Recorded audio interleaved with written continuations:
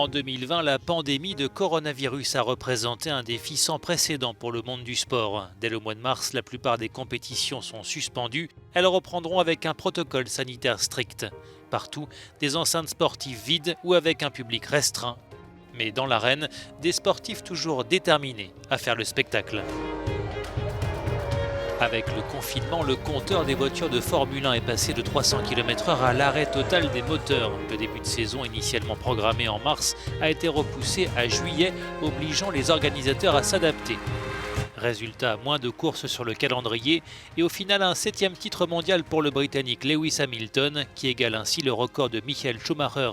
Le pilote Mercedes a eu du mal à cacher son émotion en franchissant la ligne d'arrivée du Grand Prix de Turquie.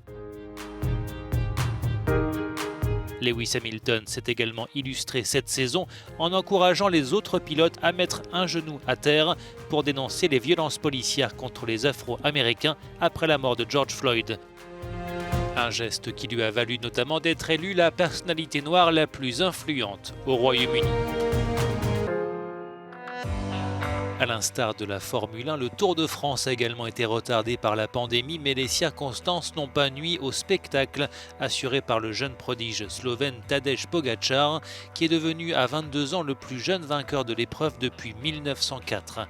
Auteur d'un contre-la-montre individuel phénoménal lors de l'avant-dernière étape, Pogačar est parvenu à récupérer 57 secondes de retard sur son compatriote Primož Roglič, à qui la victoire finale semblait pourtant promise. Un comeback inattendu et une performance individuelle qui resteront dans les annales du Tour. À l'arrivée sur les Champs-Élysées à Paris, beaucoup de drapeaux slovènes pour célébrer la nouvelle star du cyclisme mondial.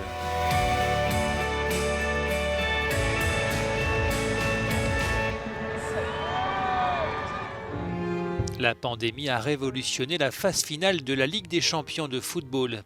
Pas de rencontres aller-retour cette année, mais des matchs à élimination directe dès les quarts de finale.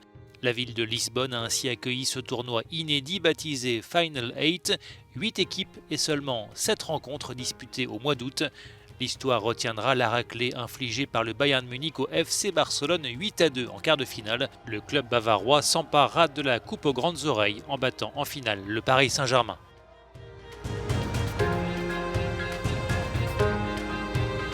Les fans de football et de sport en général espèrent savourer un été de spectacle dont ils ont été privés en 2020, les Jeux Olympiques de Tokyo et le Championnat d'Europe de football ayant dû être reportés en raison de la pandémie. L'Euro doit débuter en juin, les JO en juillet, sans doute avec un public restreint. Enfin, le monde du sport a pleuré en 2020 la disparition de légendes, dont Diego Maradona, icône du football mondial, décédé à l'âge de 60 ans, au terme d'une vie de succès et d'excès. Un choc pour tout un peuple, pour tout un pays. À sa mort, l'Argentine décrète 3 jours de deuil national. Maradona restera comme l'un des plus grands footballeurs de l'histoire.